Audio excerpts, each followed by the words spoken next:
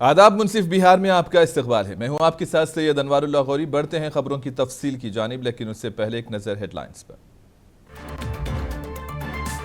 Land and revenue department में job पाने वालों को मिले तकर्रुरनामे। पटना में सेक्रेटरिएट में मुनक्किद हुआ था प्रोग्राम।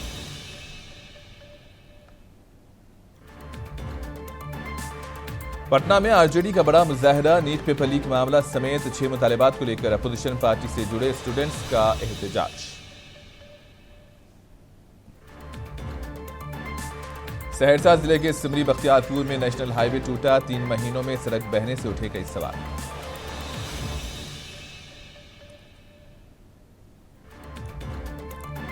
अब जिला सीवान में गिरा एक और अहम पुल। 15 दिनों में बिहार में 7वां वाकया।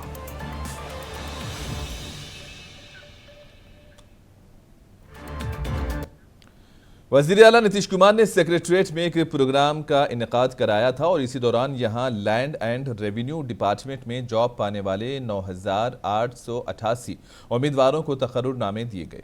वजीर आला ने अलामती तौर पर 20 उम्मीदवारों को तकर्रुरनामे हवाले किए। रेवेन्यू एंड लैंड रिफॉर्म्स के वजीर डॉक्टर दिलीप कुमार जायसवाल ने 5 उम्मीदवारों को तकर्रुरनामे सौंपे। प्रोग्राम के दौरान कुल 75 उम्मीदवारों को अपॉइंटमेंट लेटर्स दिए गए और बाकी उम्मीदवारों को तमाम अजला के इंचार्ज वुज़रा ने तकर्रुरनामे फराहम किए।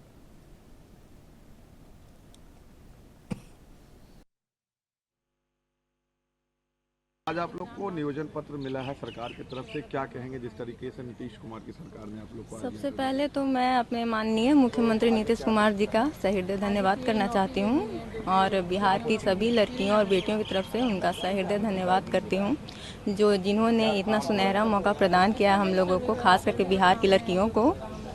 और काफ़ी लंबे समय का इंतज़ार खत्म हुआ है। फाइनली ज्वाइनिंग लेटर हम लोग के हाथ में है। क्या कहेंगे सरकार? हमदर्दी की बुनियाद पर नौकरी पाने के पटना में जेडीयू के दफ्तर के करीब जमकर नारेबाजी की गई।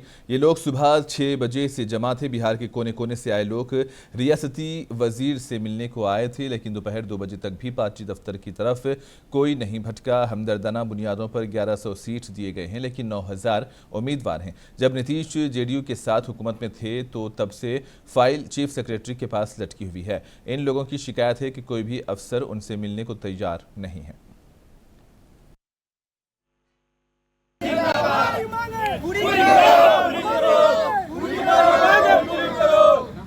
बोलिए ना लाडली तो रुकना नहीं। पूरी करो, पूरी करो, पूरी करो, पूरी करो, शिक्षा मंत्री जिंदाबाद, जिंदाबाद, जिंदाबाद।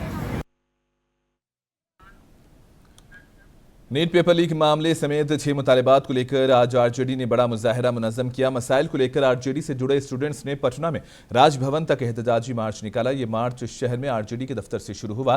पटना पुलिस और जिले इंतजामिया ने मार्च को इनकम टैक्स चौराहे पर रोक दिया, जिसके बाद मुजाहरीन ने वहां हंगामा व बरहमी का इजहार किया। इसी दौरान स्टूडेंट आरजेडी के सदर गगन कुमार ने कहा कि आज हम मरकजी हुकूमत की पॉलिसियों के खिलाफ सड़कों पर उतरे हैं और नीट इम्तिहान को मनसूख करने का मुतालबा कर रहे हैं, और अगर मरकजी हुकूमत ने हमारे मुतालबात पर तवज्जो नहीं दी तो सभी छात्र आने वाले दिनों में एक बड़ी तहरीक चलाएंगे।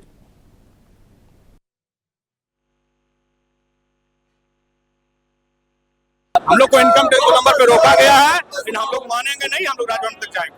हम लोग का आंदोलन चरणबद्ध तरीके से जारी रहेगा। हम लोग पुलिस की लाठी और गोली और डंडे से डरने वाले नहीं है। हम लोग की लड़ाई जारी रहेगी।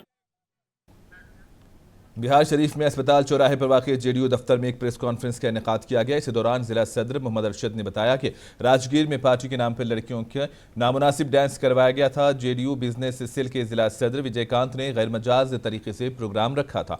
इन्होंने कहा कि जेडीयू लीडर विजयकांत ने पार्टी से पूछे बगैर काम किया, जिसे पार्टी हरगिज बर्दाश्त नहीं करेगी, और यही वजह है कि जेडीयू लीडर को पार्टी के तमाम ओहदों से फौरी तौर पर फारिग कर दिया गया है और मजीद कार्रवाई के बारे में रियासती सदर को जानकारी दे दी गई है।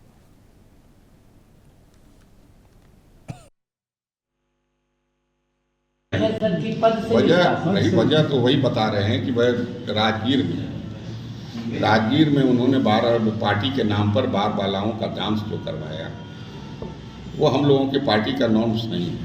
पार्टी के अनुशासनहीनता उन्होंने की है, जो पार्टी बर्दाश्त कर नहीं। किस एवज में जीत की खुशी, क्या क्या कारण था कि उनको जो बार गुलाम करना चाहिए? ये तो वही बता सकते हैं। वो सुन रहे हैं कि सांसद महोदय की जीत की खुशी। नहीं, सांसद महोदय ने मुझे फ़ोन किया, उन्होंने कहा कि मुझे कोई सूचना नहीं है इसकी, न मुझसे समय लिया गया। ऐसे व्यक्ति पर कार्रवाई निश्चित कीजिए, अब कार्रवाई होनी चाहिए, इसे पार्टी से निष्कासित कीजिए, ये सांसद महोदय ने कहा। तो फिलहाल पार्टी के द्वारा क्या कार्रवाई की गई है? अभी उन्हें पद से हटाया गया है, सभी पदों से, सभी पदों से। कैमूर जिले से खबर है, बिहार हुकूमत के शहरी तरक्की और हाउसिंग डिपार्टमेंट के इंचार्ज वजीर नितिन नवीन सिन्हा जो आज कैमूर पहुंचे, इन्होंने यहां मीडिया से बातचीत में बिहार के साबिक नायब वजीर आला तेजस्वी यादव पर हमला किया और कहा कि जिनकी हुकूमत ने बिहार में मुजरिमों को तहफ़्फ़ुज़ फराहम किया था, वो आज बिहार में मुजरिमाना वाक़यात से परेशान हैं। नितिन नवीन सिन्हा के मुताबिक बिहार में लालू यादव अपनी हुकूमत में मुजरिमों को तहफ़्फ़ुज़ फराहम करते थे, लेकिन NDA हुकूमत ने मुजरिमों को जेल में डालने का काम किया है।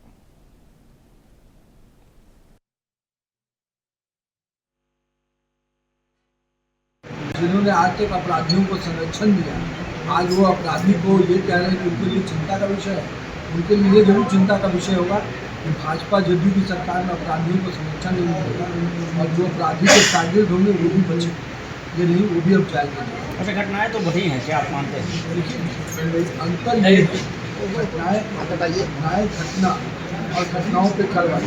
निश्चित रूप से जो आप कह रहे हैं घटनाओं का विषय पर कार्रवाई भी थी, वो समय नहीं है कि जो अपराधी है वो सरकार का संरक्षण उसको मिल रहा है। उनके तेजस्वी यादव के समय में क्या होता है, लालू जी के परिवार और लालू जी लोग अपराधियों को संरक्षण देते हुए, हमारी सरकार में चाहे नीतीश जी में भाजपा के लोग, हम लोग अपराधियों की जगह जेल मांगते हैं और उनको। बिहार में हर रोज पुल टूटने के मामलात सामने आ रहे हैं और इसी दौरान सहरसा जिले के सिमरी बख्तियारपुर ब्लॉक के तहत नेशनल हाईवे 107 पर सड़क टूट गई है। कनाल पुल पीच रोड से बसंतपुर या यादव चोरी जाने वाली सड़क वजीर आला एरिया डेवलपमेंट फंड के तहत बनाई गई है और सिर्फ 3 महीने गुजरे कि ये सड़क करप्शन का शिकार हुई। इस सड़क का इफ्तिताह सिमरी बख्तियारपुर के MLA यूसुफ सलाउद्दीन और साबिक MP चौधरी महबूब अली कैसर ने किया था। कंक्रीट की इस सड़क का ढल जाना महकमे पर सवालिया निशान खड़ा करता है, जिससे JCB से सड़क को दोबारा भरने का काम तेजी से जारी है।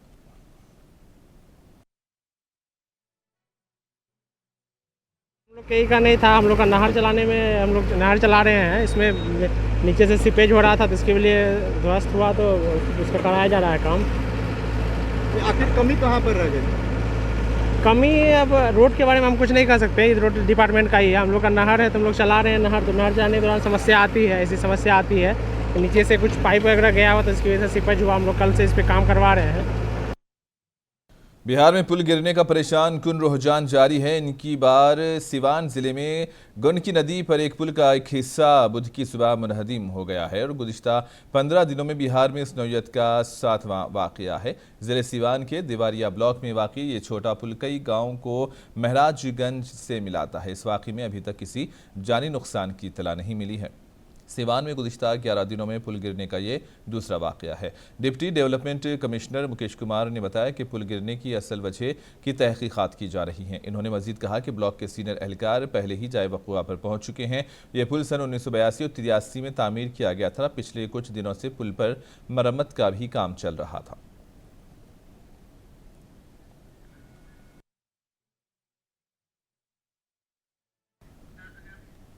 मुजफ्फरपुर में बिजली सारिफीन को महकमे बड़े झटके दे रहा है। सारिफीन स्मार्ट मीटर्स में रोजाना पैदा हो रही खराबियों से परेशान है और मुजफ्फरपुर के ही एक सैलून मालिक को 27 लाख रुपये का बिजली बिल आ गया है। नया मामला मीनापुर ब्लॉक के फरीदपुर के रहने वाले विनय कुमार का है। पेशे से हज्जाम विनय का अपना सैलून है, जहां महकमे बिजली ने 27,10,618 रुपये 36 पैसे का बिल भेजा है, जिस पर विनय कुमार ने बताया कि उन्होंने इस सिलसिले में महकमे बिजली के अफसरान को दरखास्त दी है, जिस पर मुतालिका ओहदेदारों ने इस मामले में दुरुस्तगी की यकीन दहानी कराई है।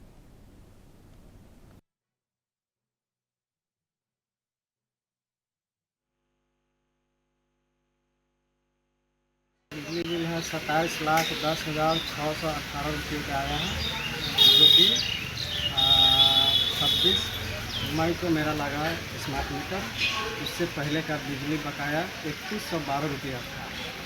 कब आया बिजली बिल? बिजली बिल वही 26 मई को जब लगा स्मार्ट मीटर, उसके बाद हमने रिचार्ज कराया और 10 से 12 दिन चला बिजली, और उसके बाद मेरा जो है ना बिजली कट गया। उसके बाद 27 लाख है ना मेरा बिजली बिल शो करने लगा। उसके बाद से मेरा बिजली बिल कट गया। उसके बाद हमने शिकायत के लिए गया प्रखंड मुख्यालय, वहाँ पर हमने लिखित आवेदन दिए। 2-3 दिनों के बाद हमें उन्होंने कहा कि यहाँ से नहीं होगा, आप चले जाइए रामदयालु। तो फिर हमने रामदयालु 27 जून को गए, ठीक है।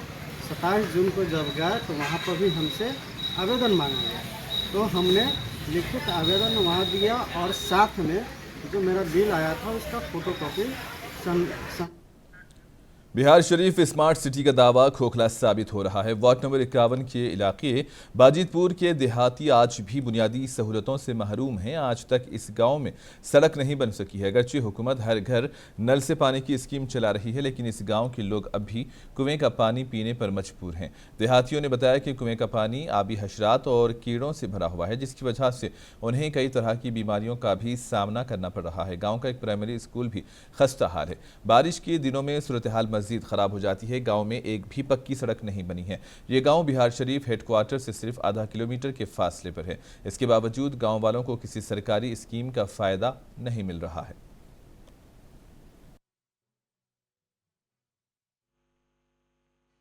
गांव में ना नाली है, ना कुइयां बढ़िया है, पानी भरना बाल बच्चा गिर के मर रहे हैं, तो वह पी रहे। ना रोड है, ना पानी जाए के है, कुछ नहीं है। और यहाँ पर बच्चा के साथ साथ हम लोग भी आते हैं, तो इसके अंदर ये अभी आए हैं, शू पहन करके आए थे, शू भी भीग चुका है पूरा। जैसा लोग बता रहे थे कि वहाँ तो इतना गहरा लगेगा कि ये मतलब पैंट भी ऊपर करके आना पड़ेगा, है ना। इस तरह का प्रॉब्लम तो है। यहाँ से पी रही, अब तो बुढ़ारी बीत गल, अब पीते पीते अब यहाँ ने काल ने अथी है कोई चीज। तो क्या क्या समस्या हो रहा है इससे? समस्या हो रहा है, कीड़ा अथी हो रहा, जरा से रोगी बीमारियाँ।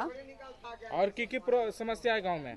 अब रोड नहीं है को, अथी नहीं है को कजो। नालंदा शहर में ट्रैफिक निज़ाम को मौसर बनाने के लिए अब महकमे के एहलकारों को मुख्तलिफ चौराहों पर तैनात किया जाएगा।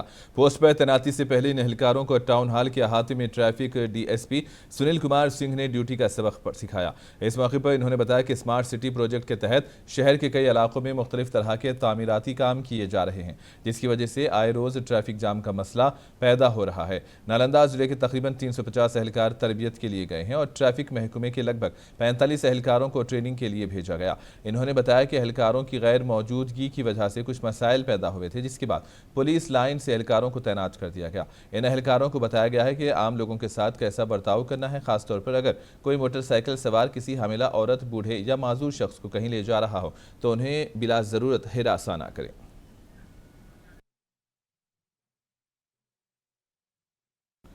नायब वजीर आला सम्राट चौधरी ने 22 माह बाद बुध की सुबह अयोध्या में सरयू नदी में डुबकी लगाई और सर से मुरेठा हटा दिया। आपको बता दें कि सम्राट चौधरी ने सीएम नीतीश कुमार को कुर्सी से हटाने की कसम खाई थी। अब नायब वजीर आला सम्राट चौधरी के मुताबिक वो अपना मुरेठा राम जी के कदमों में समर्पित करेंगे।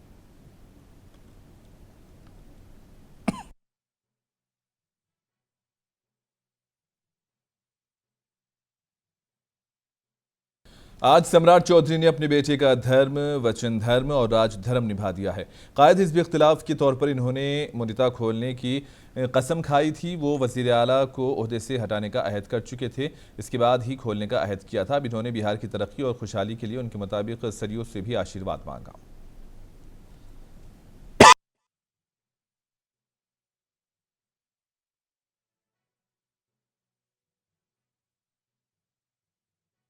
से हम लोग लगातार बिहार में एक अभियान चलाकर इंडी गठबंधन के सरकार को हटाना था और आदरणीय नीतीश कुमार जी ने 28 जनवरी को वो गठबंधन छोड़कर हमारे साथ मुख्यमंत्री हुए और हम लोग मुख्यमंत्री बनाने के बाद ये हम लोगों ने तय किया कि अयोध्या जाकर प्रभु श्री राम के चरणों में उसको समर्पित करने का काम करूंगा। कोई ऐसी सम्राट नहीं बची, संदेश देंगे बिहार के विपक्ष को? एकदम कोई ये यदि सोच रहा है तो अत्यंत दुर्भाग्यपूर्ण है।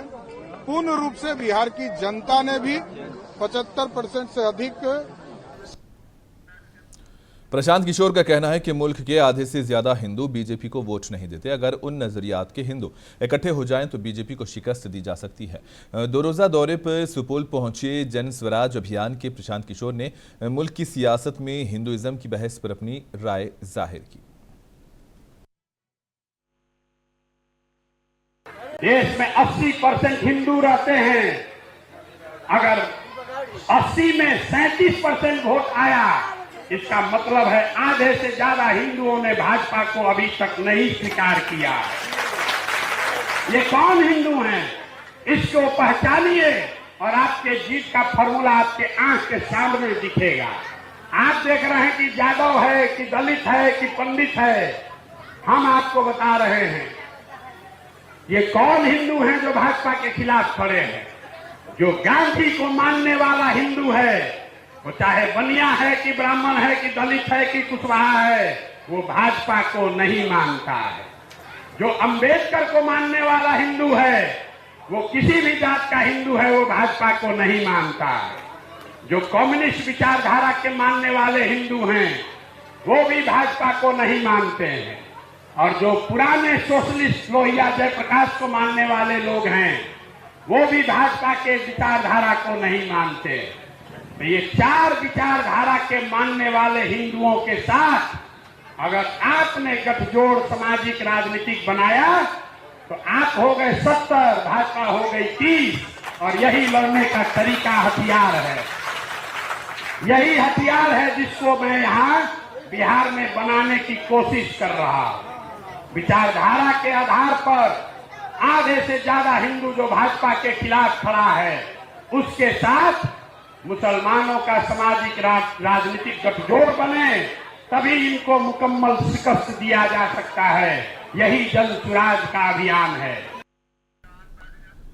कटिहार में सौतेली बहू ने आशना के साथ मिलकर अपनी सौतेली सास का कत्ल करके लाश तालाब के किनारे छुपा दी और इस मामले का इंकशाफ पुलिस ने किया। सब डिविजनल पुलिस अफसर अभिजीत सिंह ने बताया कि 11 जून को मुफस्सिल पुलिस स्टेशन के सरबराह को इत्तला मिली कि देखी कटिहार के ओवरब्रिज के करीब तालाब किनारे ढकी एक लाश मिली है और पुलिस ने मौके पर पहुंचकर लाश तहवील में लेकर पोस्टमार्टम के लिए सदर अस्पताल भेज दिया है। जांच में पता चला कि लाश शांता देवी साकिन महेश बटना थाना किशनगंज की है। इस बुनियाद पर तफ्तीश शुरू कर दी गई और मुलजिम की तलाश शुरू कर दी गई है, जिसमें मालूम हुआ कि मुतवफ़िया की सौतेली बहू देवी साकिन महेश बथना थाना नगर किशनगंज और उसके साथ देवघर झारखंड के मोहम्मद शमीम की तलाश शुरू करवा दी गई और इससे किशनगंज से गिरफ्तार भी कर लिया गया।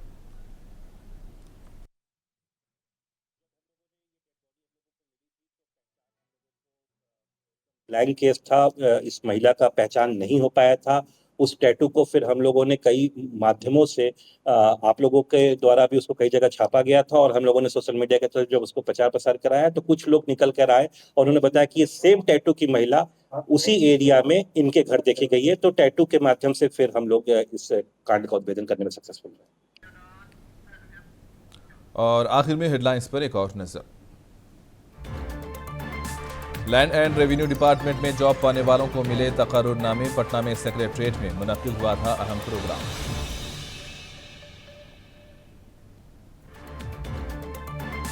पटना में आरजेडी का बड़ा मुजाहरा। नीट पेपर लीक मामला समेत 6 मुतालिबात को लेकर अपोजिशन पार्टी से जुड़े स्टूडेंट्स का एहतजाज।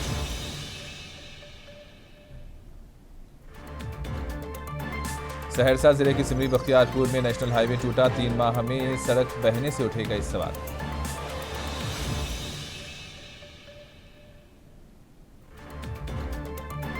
अब जिला सीवान में गिरा एक और अहम पुल। 15 दिनों में बिहार में 7वां वाकया।